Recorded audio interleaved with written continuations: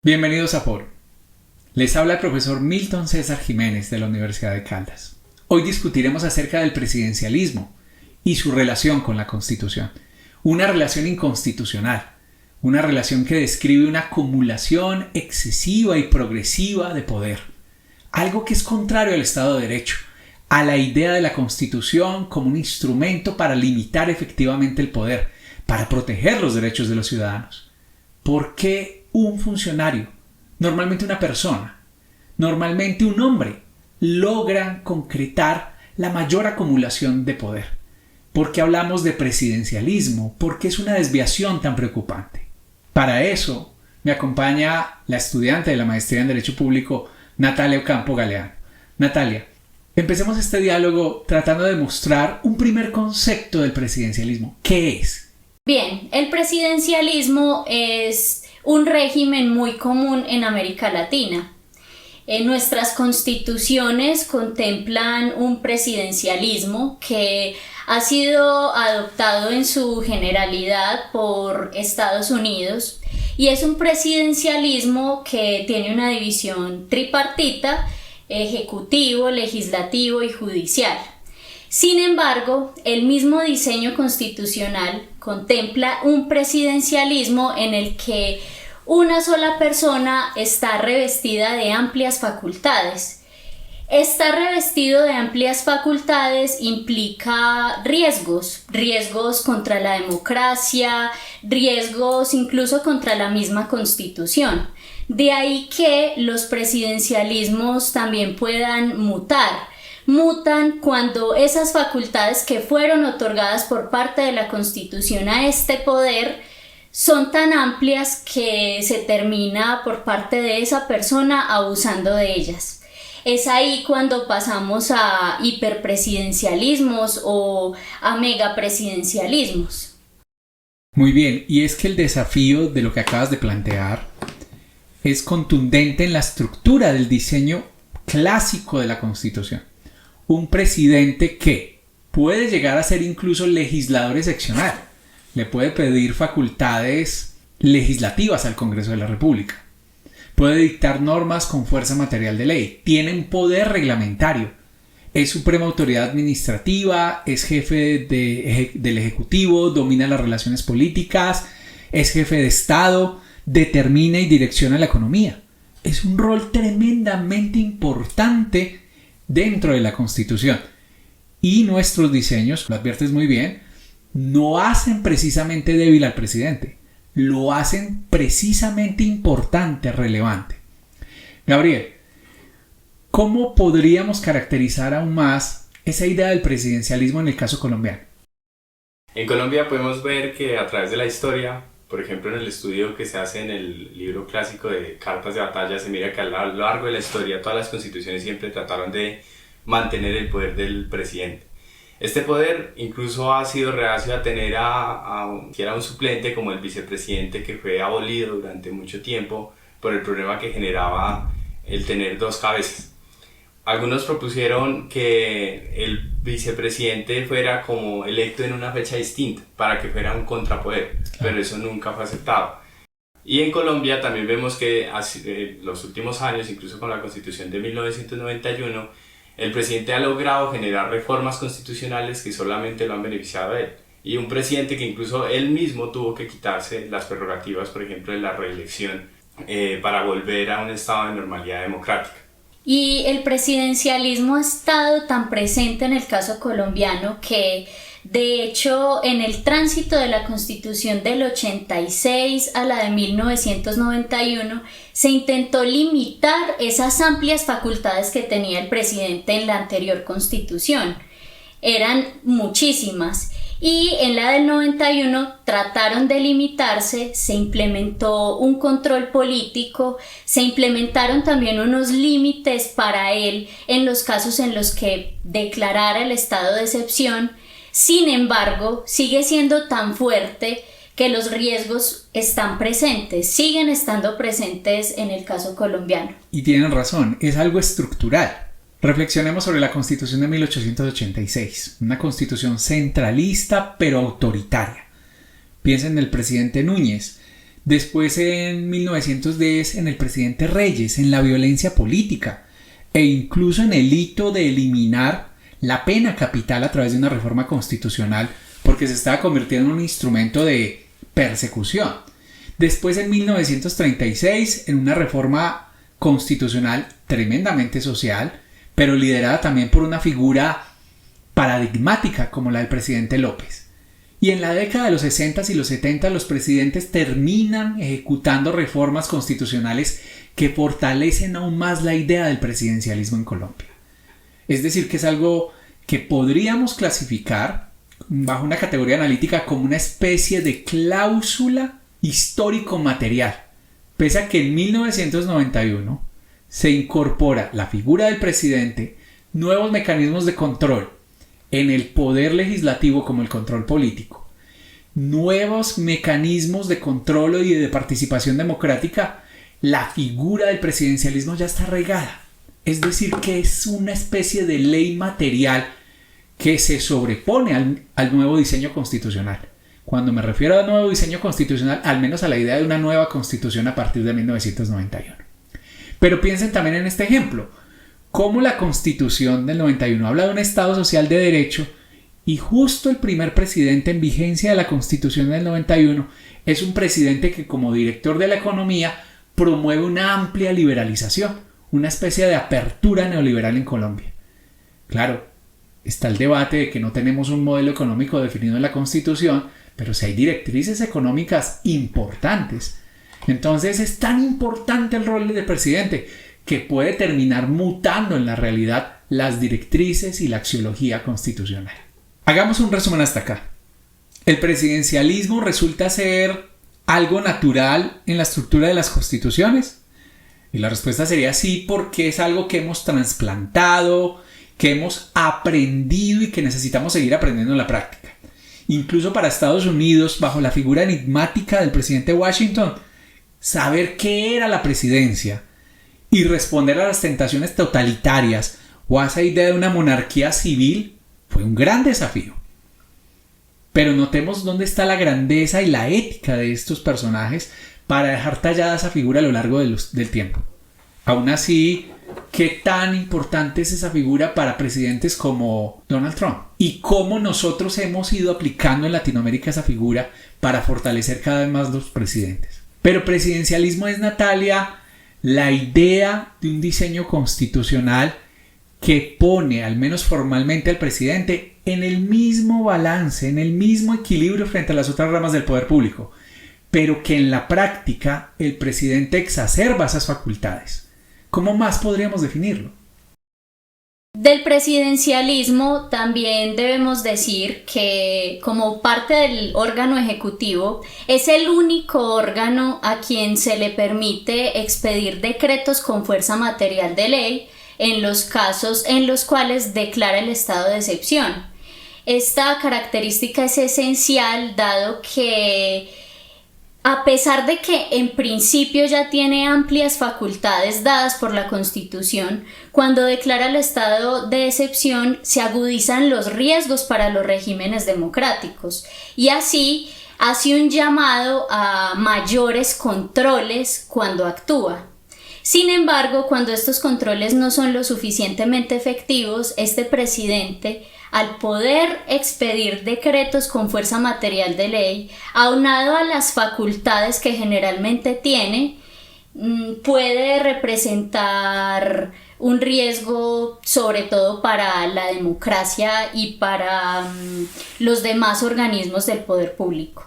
Claro, y eso es contundente, Natalia, porque pensemos justo en el caso paradigmático que es el de la pandemia, la crisis sanitaria, la declaración del estado de emergencia económica, social y ambiental para Colombia. Y esto hizo que el presidente Duque acumulara tanto poder que logró expedir una cantidad inusitada de decretos con fuerza material de ley, de decretos legislativos, que podían ser controlados políticamente por el Congreso de la República, control que evaluamos de manera negativa, que no tuvo una incidencia determinante, y que podían ser controlados automáticamente por la Corte Constitucional, pero que justamente no hubo un control determinante. Es decir, el presidente, pese a tener estos controles institucionales, terminó acumulando un poder tremendamente sobresaliente, un autoritarismo constitucionalizado. Tanto así que en un momento crítico de la pandemia, donde empezaron a surgir las protestas, el gobierno expidió decretos que trataron de impedir las protestas y de cambiar ese contenido esencial del derecho. Afortunadamente, la democracia y la participación ciudadana y esa protesta in extremis hizo que se modulara en algún grado. Pero la respuesta del gobierno también fue, recordemos los datos, que hay sobre la represión indebida de la protesta. Dadas las cosas, debemos ser claros. El presidencialismo es una figura propia del diseño constitucional. Por ejemplo, en el caso colombiano, está dentro de la Constitución. Y a la par, hay elementos de control que en la práctica no resultan efectivos. El hiperpresidencialismo se constituye entonces en una exageración, en una mayor extralimitación que hace que el presidente opaque el resto de las ramas del poder público y erosione más la democracia. Pero el megapresidencialismo es la acumulación de poder más grande, da en el ámbito de una democracia constitucional, en el ámbito de mecanismos de control, pero donde el presidente, específicamente dentro de la pandemia, acumula tantos poderes que termina casi que anulando las ramas del poder público, incluso limitando en exceso los derechos fundamentales. Ese podría ser un resumen hasta ahora. Debemos de expandir más este diálogo y revisar, Gabriel, el tema del presidencialismo en Latinoamérica. ¿Cómo podría ser ese mapa? Porque la situación es muy compleja, lo que estamos viviendo. ¿Qué tipos de presidencialismo tenemos en Latinoamérica? La situación que vive Latinoamérica deriva de la idea del presidente que tiene cada una de las sociedades latinoamericanas. Se busca en él la salvación o se espera de él la perdición de un país. En Argentina se miró cómo se esperó que llegara un presidente para mejorar la economía, y es tanto el poder del presidente que pudo establecer un sistema de liberalismo extremo y lo pudo hacer sin mayor problema. Bukele, pese a las críticas nacionales e internacionales sobre la violación de derechos humanos, ha mantenido el sistema carcelario que él propuso y la persecución indiscriminada a las pandillas. Esta situación en Venezuela también ha mostrado que un presidente puede establecer un cuerpo que legitimara con la Constitución todas esas actuaciones al punto de permitir su reelección, permitir un nuevo sistema electoral, que los que contaban los votos fueran cercanos a él y volver a elegirse por un periodo incluso muy largo, que no son 4 años. Y que a pesar de la crítica y del intento internacional por controlarlo, él se mantiene aún en el poder. Este mismo fenómeno lo vive Bolivia, lo vive Ecuador, lo vive Perú, y entonces digamos que sería un panorama de Latinoamérica con el presidencialismo. Y ese tema del presidencialismo en Latinoamérica, ya después de haber dialogado sobre el mapa general, presenta un tema muy delicado, y es que es claro que en algunos casos sí logra determinarse que hay presidentes que abusan del poder, presidentes autoritarios, presidentes que pretenden ser reelegidos.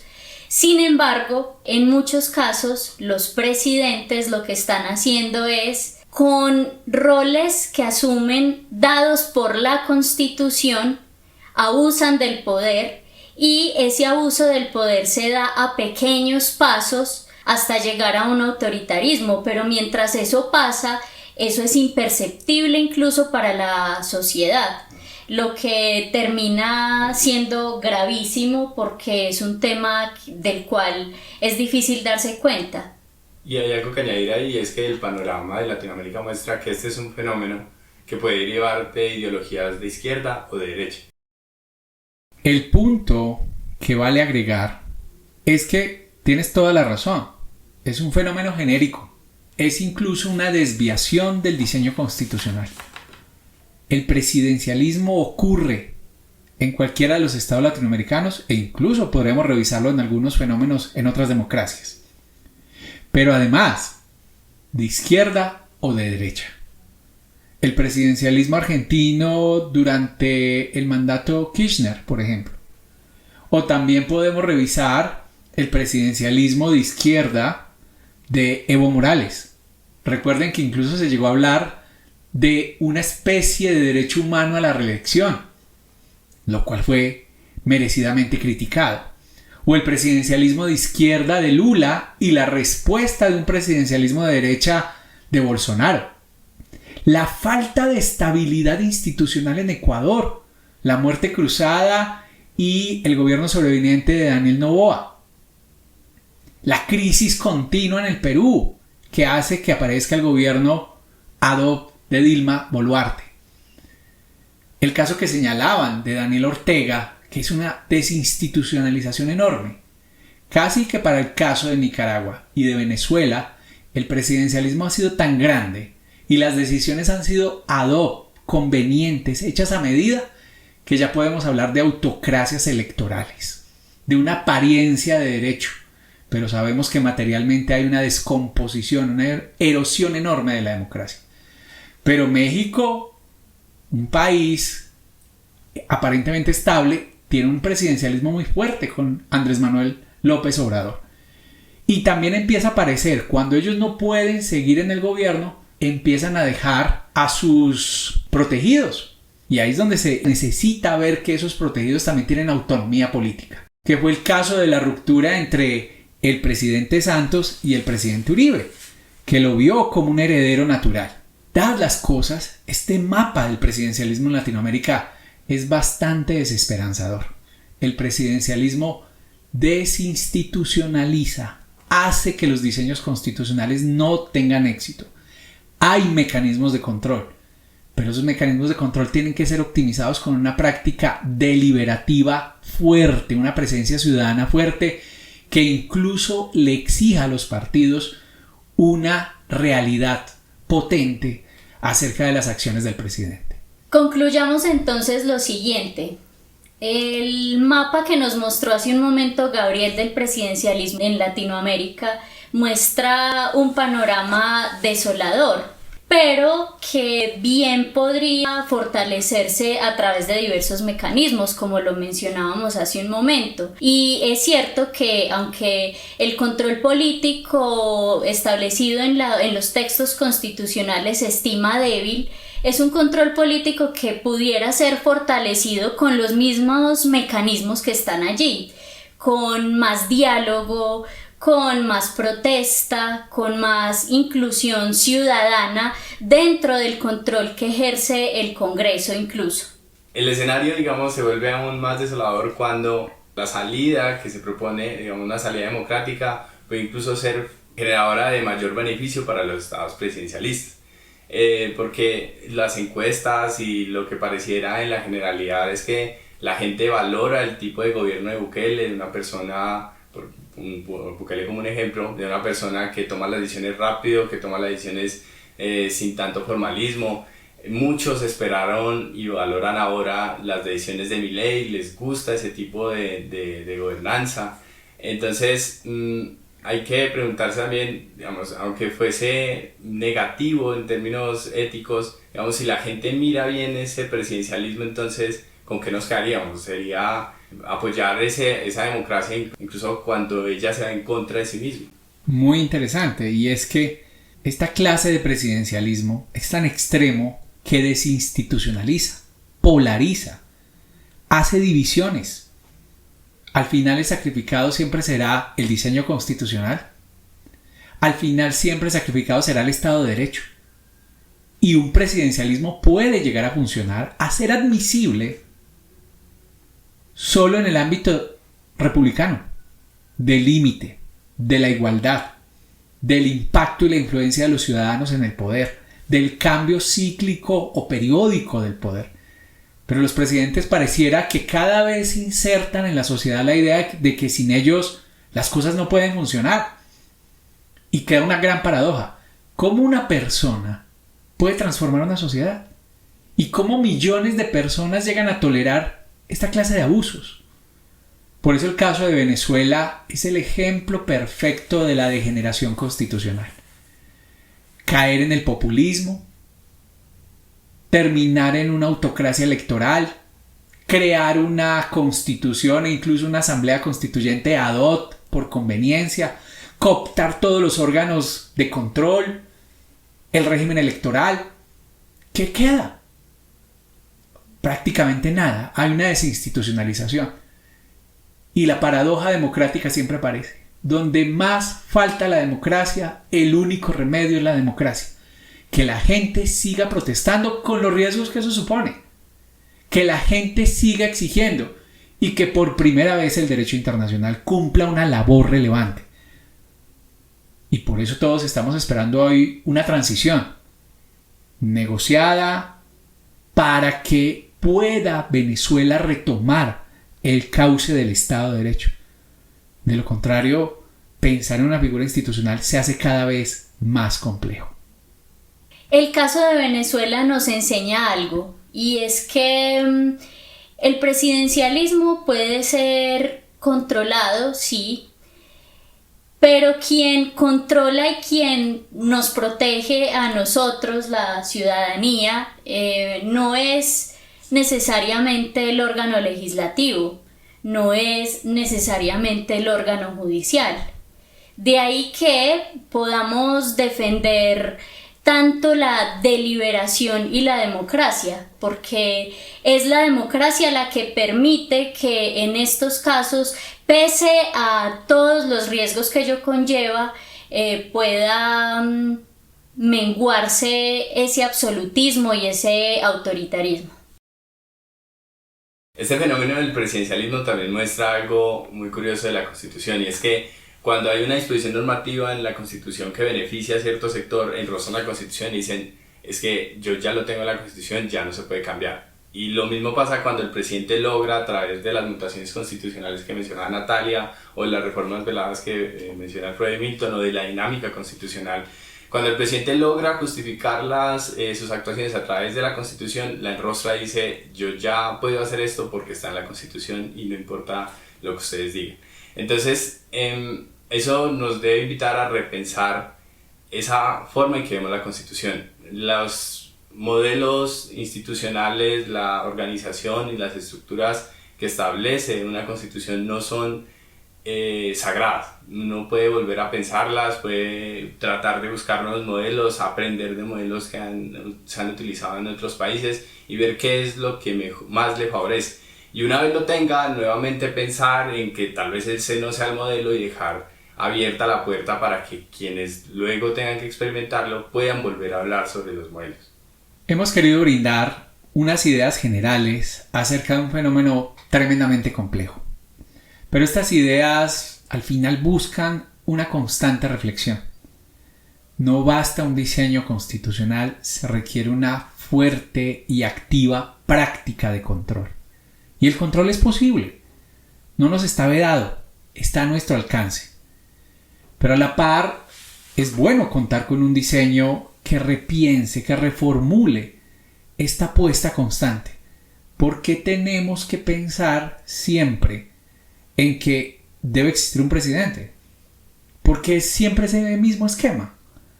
Son ideas que conviene discutir para evitar la constante tentación de la erosión democrática. Gracias por escuchar Foro.